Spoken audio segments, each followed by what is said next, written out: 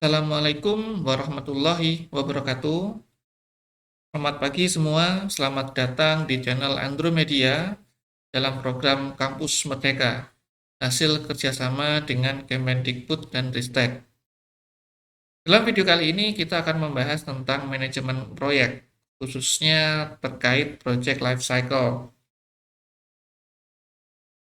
Dulu waktu kita masih SD atau SMP, mungkin masih ingat ya dengan pelajaran kesenian dan keterampilan yang tugasnya pasti membuat sesuatu. Atau waktu SMA mungkin ada dari kalian yang ikut berbagai kegiatan atau mungkin pentas seni menjadi bagian dalam kepanitiaan. Bedanya apa antara pelajaran dengan pentas seni? Kalau dalam pelajaran, tugas umumnya diberikan secara individu atau bisa juga dalam bentuk kelompok jika tugasnya lebih besar. Sedangkan dalam pentas seni akan selalu ada tim dan bahkan organisasi dengan struktur yang lebih formal. Nah, apa beda dari kelompok dan tim? Bayangkan antara kelompok demonstrasi dengan tim sepak bola. Kira-kira apa yang membedakan keduanya?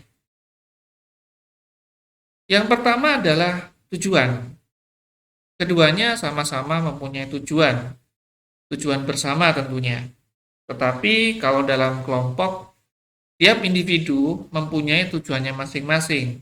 Kenapa? Dia mau ikut dalam kelompok tersebut. Sedangkan dalam tim, tiap individu yang terlibat mempunyai tujuan yang sama. Tidak mungkin kan ya, kiper sepak bola tiba-tiba maju ke depan, ikut menjadi bagian dari tim penyerang. Bisa kacau nanti. Yang kedua yang membedakan antara kelompok dan tim adalah line of command dan line of responsibility.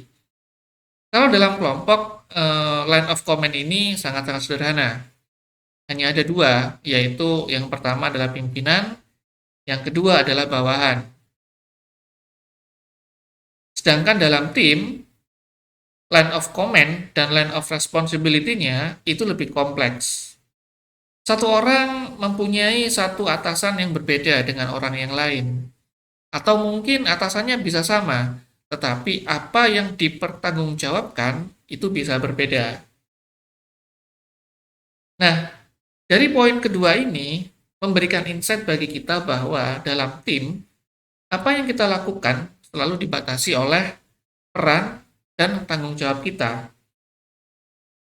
Peran ini yang menjadi acuan bagi kita untuk melaksanakan sebagian dari keseluruhan proses dalam pencapaian tujuan tim tersebut. Sedangkan dalam kelompok seni, lebih banyak instruksi dari guru untuk melakukan langkah-langkah spesifik dalam pencapaian tujuan. Langkah-langkah ini yang spesifik itu tadi, pastinya harus dilakukan dengan urut ya. Berbeda dengan proses dalam tim yang lebih mengedepankan harmonisasi antar prosesnya. Jadi ketika kita cari sponsor, bisa jadi bagian lain melakukan perencanaannya. Itu contohnya harmonisasi.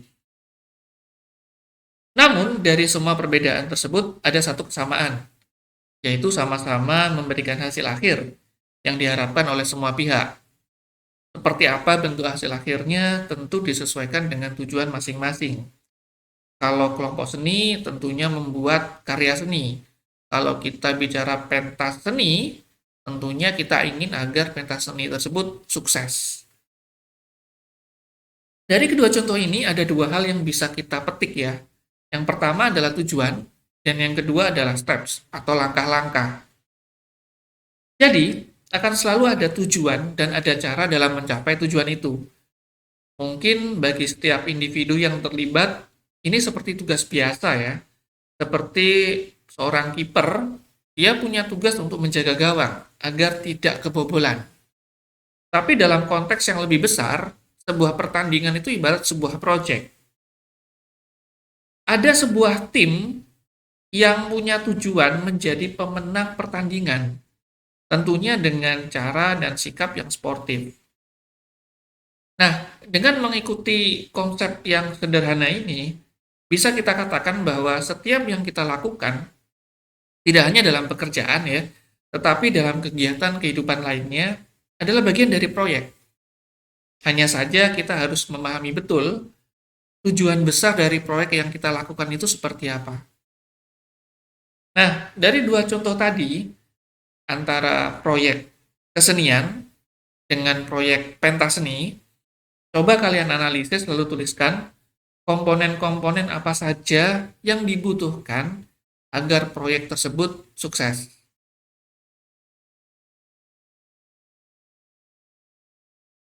Dalam proyek, semakin besar tujuannya, maka semakin banyak langkah-langkahnya, semakin kompleks sistemnya.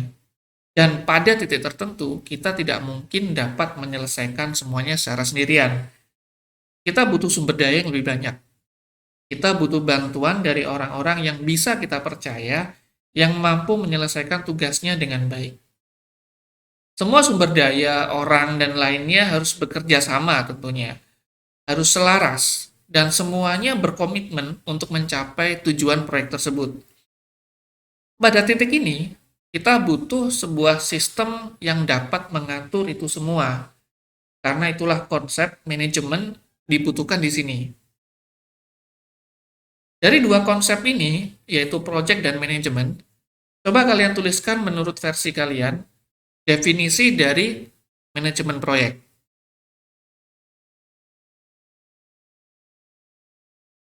Setiap proyek pasti mempunyai tujuan. Ketika proyek telah mencapai tujuannya, maka proyek ini harus ditutup. Inilah yang membedakan proyek dengan perusahaan. Walaupun sama-sama ingin mencapai tujuan, tetapi perusahaan harus tumbuh dan berkembang. Tujuannya itu akan selalu tumbuh, akan selalu berkembang seiring waktu agar bisa survive. Sedangkan proyek itu memiliki masa. Proyek memiliki waktunya sendiri. Karena proyek memiliki masa, memiliki waktunya sendiri, maka setiap proyek punya yang namanya siklus hidup. Nah, pertanyaan yang perlu dijawab sekarang adalah, sebenarnya apa itu siklus hidup proyek atau project life cycle? Secara umum, dengan menggunakan contoh yang sudah ada ya, misal acara pensi tadi, tentunya ada yang menginisiasi, biasanya organisasi kesiswaan atau OSIS. Tetapi, karena ini dalam lingkungan sekolah, maka manajemen sekolah yang mempunyai tanggung jawab penuh sebagai bentuk peran sekolah dalam dunia pendidikan.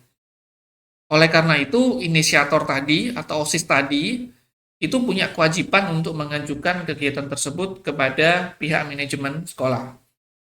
Tentunya pengajuan ini tidak hanya sekedar verbal, tetapi disertai dengan alasan dan fakta-fakta lain yang mendukung perlunya pihak sekolah mengadakan acara tersebut. Setelah pihak manajemen sekolah menyetujui pengajuan tersebut, barulah OSIS membuat rencana langkah-langkah dalam pelaksanaan pensinya dan bagaimana pengelolaan sumber daya dalam setiap langkah-langkah tersebut. Rencana yang matang tentunya akan memberikan hasil yang baik. Karena itu, rencana ini tidak hanya berisi intuisi, tapi juga dibutuhkan prosedur yang rasional dan sistematis. Dengan adanya rencana ini, tiap pihak yang terlibat dalam proses proyeknya dapat mengetahui apakah proyek benar-benar dipersiapkan untuk sukses atau malah sebaliknya. Sehingga dalam titik ini, tiap pihak dapat berkontribusi dalam menganalisis segala bentuk resiko dan membuat rencana mitigasi, meminimalkan resiko-resiko yang mungkin akan terjadi. Setelah rencana disepakati oleh semua pihak, saatnya menjalankan rencana tersebut. Setiap orang dan sumber daya mempunyai peran dan tanggung jawabnya masing-masing dalam melaksanakan dan mensukseskan langkah-langkah atau prosedur dalam proyek. Namun, walaupun telah ada rencana sebagai acuan, terkadang ya, dalam pelaksanaan muncul kendala yang belum bisa kita identifikasi ketika kita melakukan perencanaan. Sehingga, ada kalanya rencana yang sudah kita buat itu harus kita revisi karena implementasi atau keadaan di lapangan berkata bahwa rencana ini memang harus direvisi. Kalau tidak kita revisi, tentunya akan berpengaruh pada delivery dari proyeknya. Setelah acara pensi selesai, bukan berarti proyek selesai. Proyek bisa dikatakan selesai setelah ada acara penutupan, yang biasanya diiringi dengan makan-makan. Ya, ini hanya sebagian kecil dari rangkaian acara penutupan, karena masih ada prosedur lainnya seperti penilaian, tujuan dari seluruh pihak atas hasil proyek. Yang kedua, penutupan segala akses ke sumber daya. Dan yang ketiga adalah evaluasi seluruh kegiatan proyek. Nah, dari penjelasan tadi, ada gambaran ya kira-kira siklus hidup manajemen proyek seperti apa. Oke, itu aja untuk video kali ini. Semoga dapat mengilhami kalian dalam memahami manajemen proyek, khususnya project life cycle. Wassalamualaikum warahmatullahi wabarakatuh.